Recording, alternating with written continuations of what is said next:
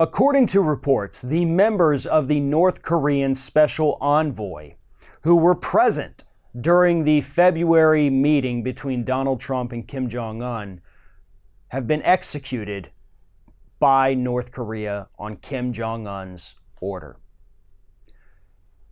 They murdered the people who were there at that meeting because things didn't go the way they wanted them to. Now, according to the reports, these people had been accused by North Korea of actually being spies. Some of them had been accused of being spies. However, they were executed immediately following the meeting. So if they had thought they were spies, wouldn't they have not taken them to the meeting? Or did they somehow learn in the few hours after that meeting occurred, oh my God, suddenly these people are spies, let's kill them at the airport? Because that's exactly what happened. They killed them at the airport in North Korea after leaving the summit.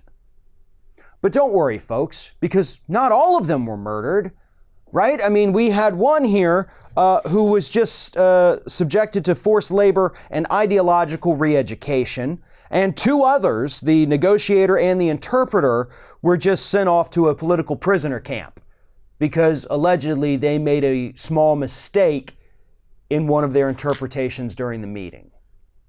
So they're off in the political prisoner camp. The other person is being subjected to re-education. This is why no deal with North Korea will ever happen. They don't want it to happen, and we're dealing with a sociopath over there. That is 100% what we're dealing with Kim Jong-un. You cannot negotiate with people like that. I mean, it is physically and mentally impossible to negotiate with a human being like that. Unfortunately, I don't know, and this is something I've thought about and still have yet to come to some kind of conclusion. I don't know how we approach this man. I don't know how we remove him from power without causing tens of thousands or even hundreds of thousands of innocent civilians to die. I don't even know that it's possible to do that. The U.S. loves intervention. You know, we've never seen a country that we weren't at least slightly interested in bombing. But that's not going to work with this. We can't go over to North Korea and drop bombs. We can't get engaged in a regime change war. But something has to happen, and Kim Jong-un has to be removed from power. It has to be something, send your SEAL team over there to go and arrest him and take him to The Hague to be put on trial for crimes against humanity. Don't send them over there to kill him. Send them over there to arrest him, to apprehend him. You can't tell me that we don't have the technology and the fortitude to do something like that. But as long as this man remains in power, stories like this are going to continue to emerge. These people were murdered in February, and here we are in the last day of May, and we're just now learning about it. And they were murdered immediately following that meeting.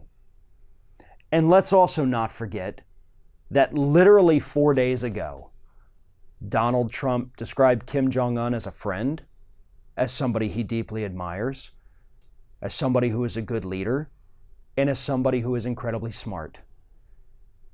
4 days after those statements were made, we find out that this man, this dictator, murdered the very people who were in that same room with him and Donald Trump trying to allegedly work out some kind of deal for denuclearization.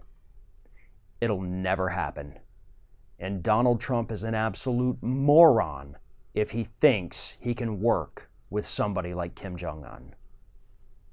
Thanks for watching, everybody. And don't forget, if you like what you see here, like, comment, share, and subscribe to our channel. And now you can also become a member of Ring of Fire and get exclusive early access to certain Ring of Fire videos all throughout the week. Just click on the little join button right below the video.